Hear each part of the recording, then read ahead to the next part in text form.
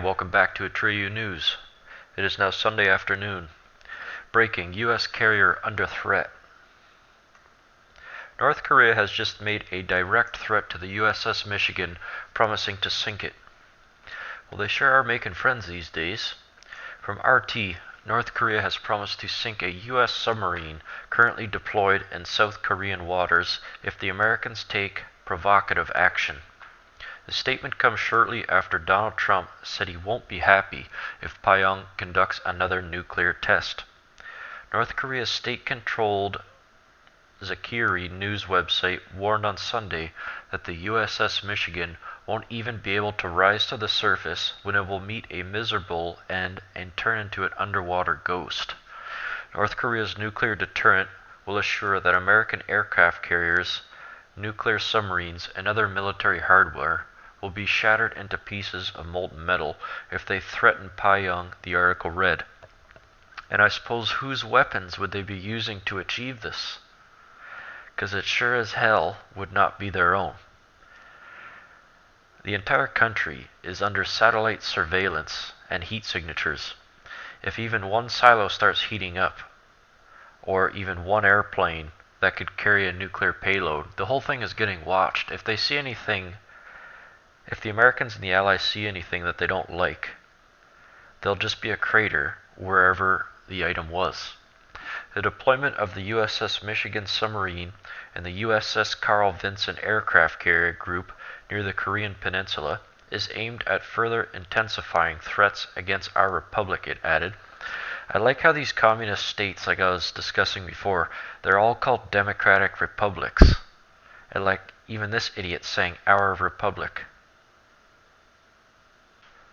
According to the article, recent statements coming from the Trump administration indicate that Washington is close to implementing a strategic scenario in which an actual military confrontation is a real possibility. Well, it's war then. We all remember what happened last time we went to war in the Korean Peninsula. And it wasn't us on the losing end.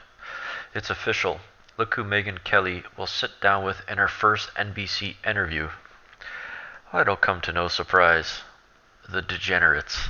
I mean Kardashians. According to reports, Megyn Kelly will interview the Kardashian family in her first ever interview with NBC. Well, that's certainly something worthy of our attention and news, isn't it? The Hill reported, TMZ on Friday reported that Kelly, who left Fox News in January, will sit down with all the members of the Kardashian family except for Rob Kardashian and Caitlyn Jenner. Yeah.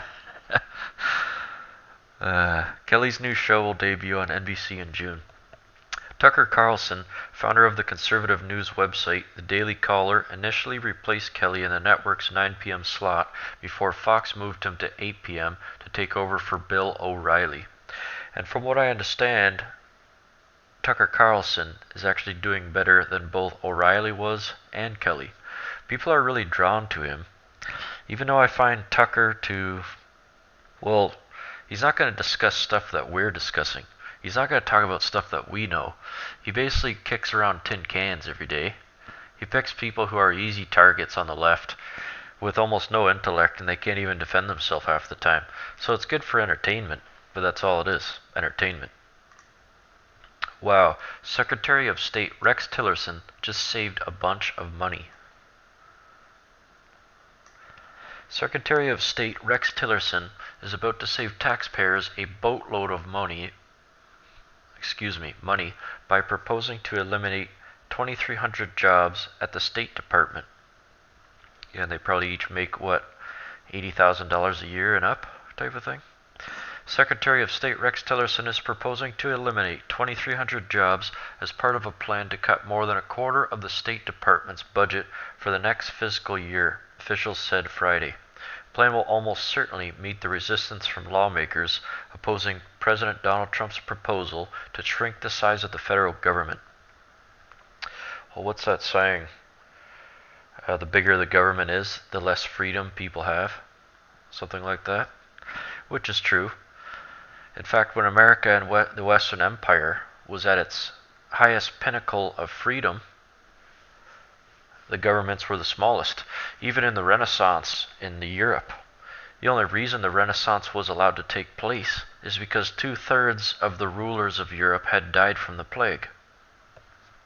The proposal is a response to the official management and budget call to slash the State Department and USAID budgets by 31% through deep cuts to foreign aid and other programs, said the officials, who weren't authorized to speak publicly about the as yet unreleased plans and requested anonymity.